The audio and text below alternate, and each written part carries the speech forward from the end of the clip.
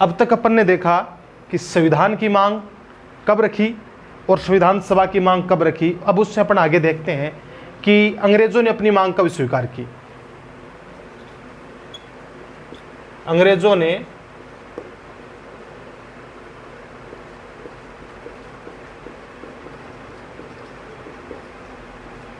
संविधान सभा की मांग कब स्वीकार की।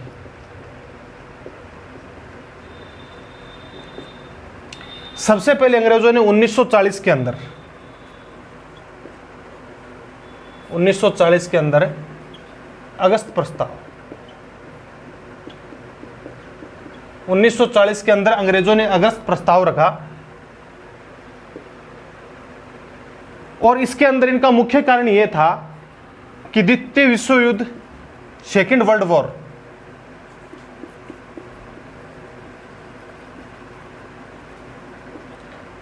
की वजह से इन्होंने क्या है कि संविधान सभा की मांग स्वीकार की और इन्होंने कहा कि आप हमारी सहायता करो, किसमें, युद्ध में, हम आपको संविधान सभा देंगे, बनाकर संविधान बनाकर देंगे, या संविधान सभा की मांग उन्होंने कहा कि पहले आप हमारी सहायता करो विश्व युद्ध के अंदर और उसके बाद हम आपको क्या है कि संविधान देंगे। लेकिन इस बात पे पटरी नहीं बैठी क्योंकि सभी ने इसको स्वीकार कर दिया कि नहीं, ये आज ये कह रहे हैं कल को मुकर जाएंगे, युद्ध हारे या जीते तो ऐसे तो नहीं चलेगा काम। फिर जब सेकेंड बार 1942 के अंदर क्रिप्स मिशन आया,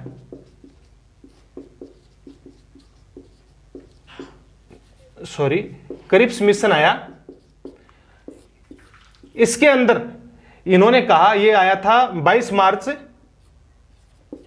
1942, 22 मार्च 1942। क्रिप्स मिशन के अंदर संविधान सभा का इन्होंने कहा कि गठन किया जाएगा और आपको एक पहले लेकिन अंग्रेजों की सहायता करनी पड़ेगी, आप पहले अंग्रेजों की सहायता करो और उसके बाद में हम आपको संविधान देंगे। लेकिन गांधी जी ने, इन्होंने भी वही शर्त रखी कि पहले सहायता वर्ल्ड वॉर के अंदर और उसके बाद में आपका काम होगा, आपका संविधान बनेगा। लेकिन गांधी जी ने इसे पोस्ट डेटेड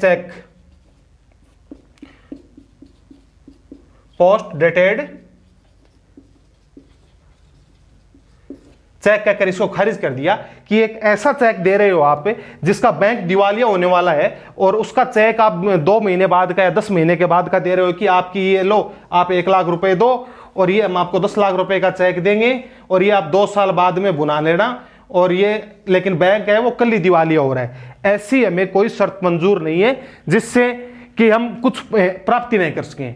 गांधी जी ने इसको बिल्कुल खारिज कर दिया था। और उसके बाद में वास्तविक प्रयास जो किया गया था, जो वास्तविक प्रयास हुआ था,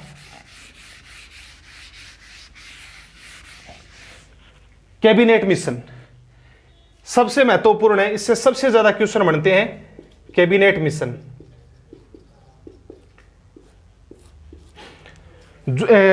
मार्च 1946 के अंदर, मार्च 1946 के अंदर कैबिनेट मिशन भारत आया था और ये एक वास्तविक प्रयास था इसके लिए, संविधान बनाने के लिए कि हम एक संविधान सभा का गठन करके देंगे, उसके अंदर इतने सदस्य होंगे और ये मतलब देशी रियासतों से आएंगे, ये प्रांतों से आएंगे, जो अंग्रेजों का 11 प्रांत थे वहां से, और ये जितनी भी 562 रियासतें थी वहां से देशी रियासतों से जो सदस्य आएंगे। इसके अंदर 3 सदस्य थे, सर पैथिक लॉरेंस,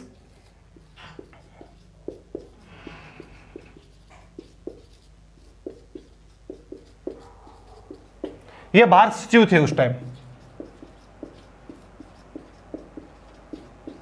ये उस टाइम में भारत सचिव थे और ये इस कैबिनेट मिशन के अध्यक्ष थे। जो दूसरे सदस्य थे वो थे स्टेफर्ड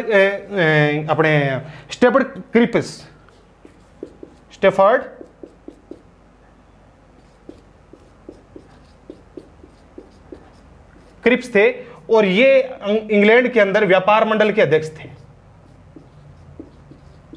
मतलब व्यापार के मंत्री थे, ये अपन ये कह सकते हैं मंत्री थे। और तीसरे जो सदस्य थे उससे सभी आप परिचित हो, एवी अलेक्जेंडर,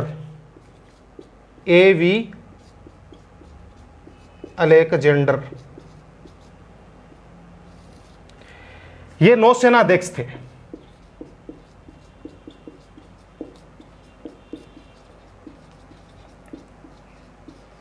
कैबिनेट मिशन के अंदर ये अपना एक वास्तविक प्रयास था। इसके बाद में भारतीय संविधान की बनने की जो नींव रखी गई थी वो कंटिन्यू वो चलती रही थी और उसके बाद में संविधान का निर्माण शुरू हुआ था। अपन देखते हैं कि कैबिनेट मिशन 19 मार्च 1946 को भारत में आया था और उसके अध्यक्ष थे सर पैथिक लॉरेंस, और इसके जो 2 सदस्य और थे, स्टेफोर्ड क्रिप्स जो व्यापार मंडल के अध्यक्ष थे और एवी अलेक्जेंडर जो नौसेना अध्यक्ष थे। ये तीनों इसमें आए थे। अब इसके बाद में अपन देखें आगे तो कि इन्होंने क्या जो एजेंडा था वो क्या था और इन्होंने किस टाइप से रखा, कितने सदस्य होंगे, क्या क्या होंगे, वो अपन आगे अभी देखते हैं।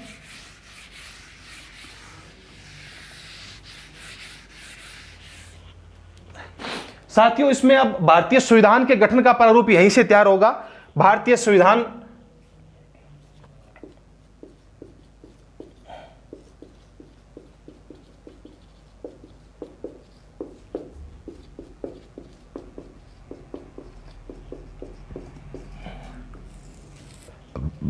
भारतीय संविधान के गठन का प्रारूप उन्होंने कहा कि 389 सदस्य हम रखेंगे। इसमें 389 सदस्य, इसमें कुल 389 सदस्य होंगे। उनमें से 296 सदस्य तो अपने क्या होंगे, प्रांतों से होंगे, जो 11 प्रांत थे वहां से होंगे, और जो बाकी बचे हुए सदस्य हैं 93 वो देशी रियासतों से होंगे। 93 सदस्य देशी रियासतों से होंगे। अगर क्वेश्चन आता है कि संविधान सभा के कैबिनेट मिशन के अनुसार कितने सदस्य का निर्धारण किया, तो 389 296 प्रांतों से और 93 देशी रियासतों से। उसके बाद में जब अपन बात करते हैं कि भी राजस्थान से कितने सदस्य थे, तो राजस्थान से क्या है कि कुछ किताबों में लिखा हुआ है 14 सदस्य, कुछ जगह लिखा हुआ है 12 सदस्य, कुछ जगह 11 सदस्य। इनके अलग अलग कारण है। पहले अपन ये देख लेते हैं। 296 उनमें से 292 थे वो तो 11 प्रांतों से हो गए,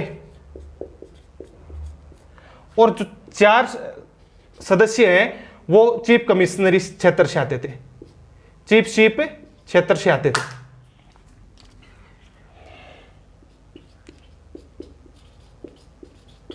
ये जो 4 क्षेत्र थे, दिल्ली, ये अपने जो अब के केंद्र शासित प्रदेश हैं उस टाइप से थे, दिल्ली, कुर्ग, बलूचिस्तान जो कि अब पाकिस्तान का प्रांत है, कुर्ग कर्नाटक में है, और एक जो था वो था अजमेर मेरवाड़ा राजस्थान।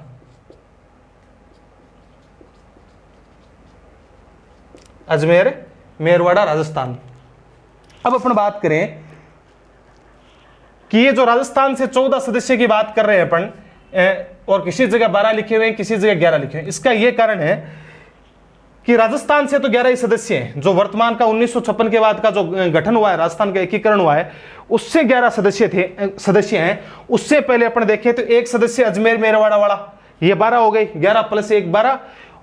और अपने कुछ क्षेत्र थे वो मध्य प्रदेश को दे दिए गए थे, वहां से 2 सदस्य आए थे, तो वो वहां चले गए। तो समझ गए होंगे आप कि 14 कैसे थे, 12 कैसे थे, उसका यही कारण था। अब अपन बात करते हैं कि कहां से कौन निर्वाचित हुआ था, कौन जो प्रमुख व्यक्ति थे उनकी बात करते हैं अपन कि निर्वाचित कहां से होके आए थे। सबसे पहले बात करते हैं अपन महात्मा गांधी की और मोहम्मद अली जिन्ना की, कि मोहम्मद अली जिन्ना व गांधी कहां से निर्वाचित हुए थे, राजेंद्र प्रसाद कहां से थे, इन सबको अपन देखते हैं।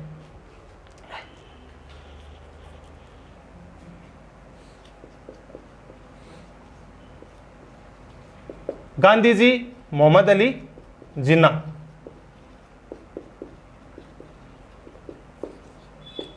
ये दोनों व्यक्ति हिंदुस्तान की राजनीति के बड़े व्यक्ति थे। इनका कद भी था, इनका मान भी था, इनका सम्मान भी था।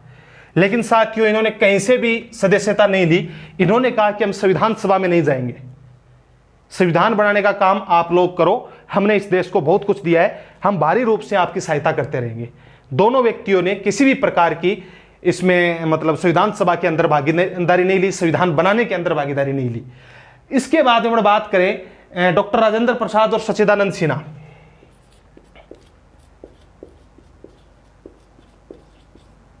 डॉक्टर राजेंद्र प्रसाद और सच्चिदानंद सिन्हा।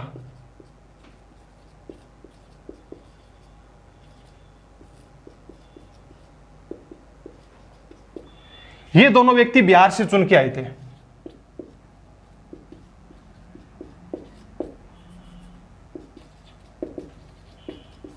ये दोनों व्यक्ति बिहार से चुन के आए थे, डॉक्टर राजेंद्र प्रसाद और डॉक्टर ये अपने सच्चिदानंद सिन्हा।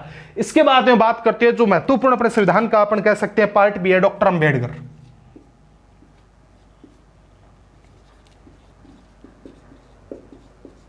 डॉक्टर अंबेडकर कौन सी सीट से निर्वाचित थे या मनोनीत थे, इस बात की अपन बात करें तो डॉक्टर अंबेडकर हैं वो बंबई से चुन के आए थे, लेकिन ये चुनाव हार गए बंबई के अंदर।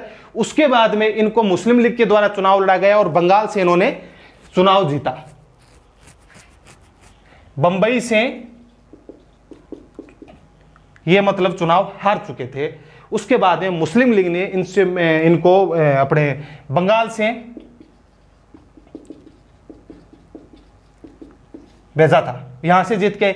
लेकिन जब भारत का बंटवारा हुआ तो ये जो बांग्लादेश वाला पार्ट था और बंगाल वाला जो हिस्सा है वो इसके अंदर पाकिस्तान के अंदर चला गया उस टाइम, तो इनको ये सीट छोड़नी पड़ी। उसके बाद में